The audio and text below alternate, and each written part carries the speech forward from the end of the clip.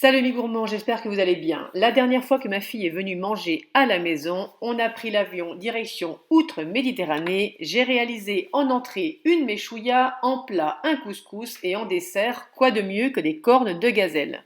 Pour cette recette, on commence par réaliser la pâte, on la fait à la main, vous allez mettre dans un récipient 250 g de farine ainsi que 40 g de beurre que vous allez couper en petits morceaux et vous allez frotter tout ça entre vos mains jusqu'à vraiment n'avoir plus que du sable dans votre récipient.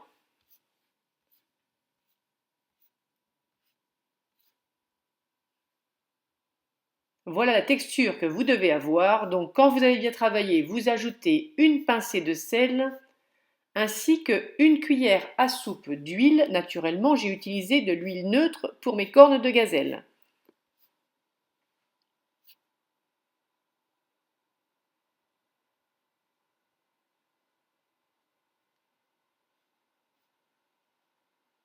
On commence à mélanger, puis vous allez humidifier la pâte avec 80 ml d'eau de fleur d'oranger que vous incorporez progressivement.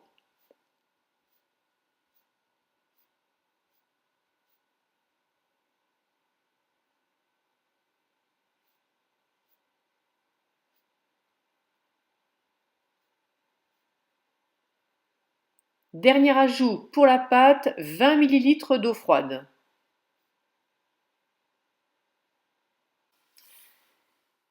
Et là, tout est une question de patience. Vous allez travailler la main dans un premier temps dans le récipient, puis sur le plan de travail jusqu'à obtenir une boule de pâte bien souple.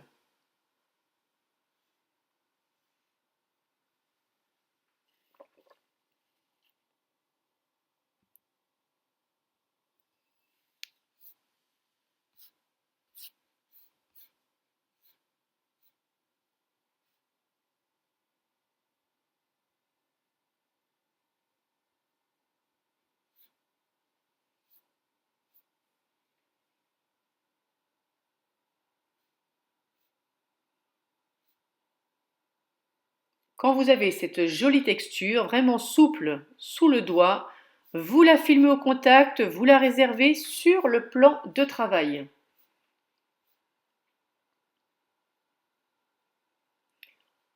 Pendant ce temps, on va réaliser la garniture des cornes de gazelle. Vous allez dans un robot mettre 500 g de poudre d'amande. Alors oui, moi j'ai deux sortes de poudre d'amande. Si vous avez regardé la vidéo sur la galette des rois, je vous ai expliqué qu'à un moment j'ai cru qu'il s'était trompé à l'ensachage et qu'il m'avait mis de la poudre de noisette. Mais non, non, ce sont bien deux poudres d'amande différentes. Vous ajoutez 200 g de sucre et vous allez mettre en route le robot vraiment juste pour chauffer les ingrédients.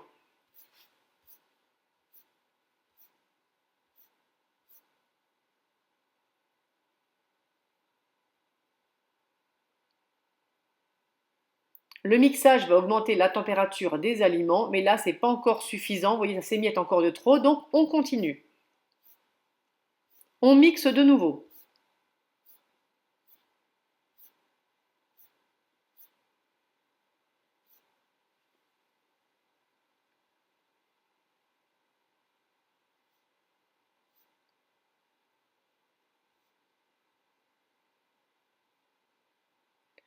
Quand vous avez cette texture, que ça devient un peu collant, c'est bon, vous pouvez arrêter.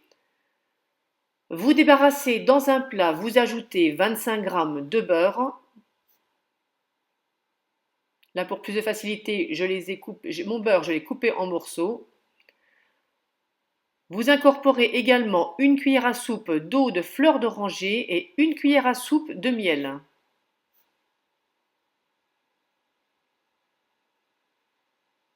Et là, comme pour la pâte, il va falloir travailler longuement ces ingrédients entre vos mains jusqu'à obtenir une boule.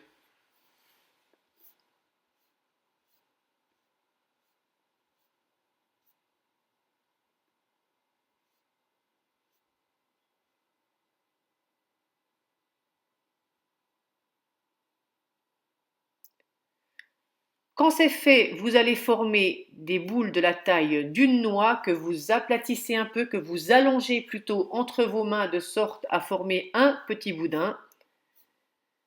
et vous pratiquez ainsi jusqu'à épuisement de la matière.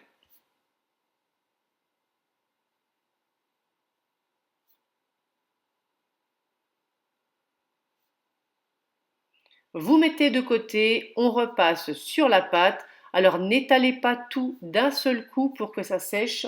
Vous allez procéder par petites quantités de pâte et le restant, vous le refilmez au contact.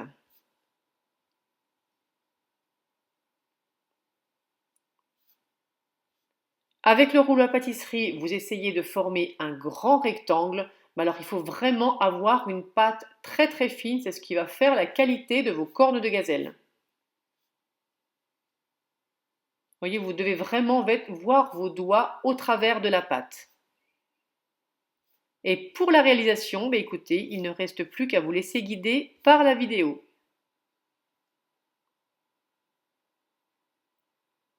Vous déposez votre garniture à peu près à 5 cm du bord, vous repliez la pâte par-dessus et là, il faut vraiment chasser tout l'air. Il ne faut pas qu'il y ait d'air du tout entre la pâte et la garniture. Vous suivez le mouvement de mes mains pour la réalisation.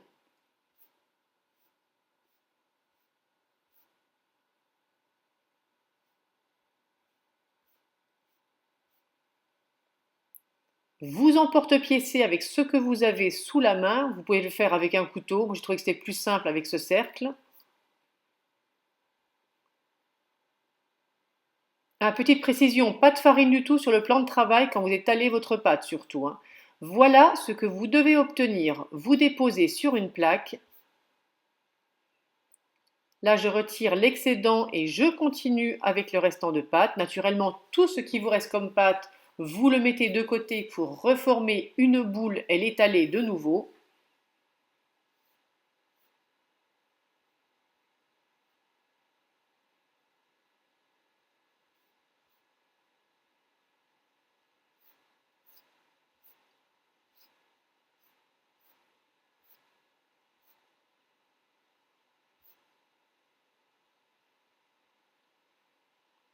Et vous recommencez ces mouvements jusqu'à ce que vous n'ayez plus de matière.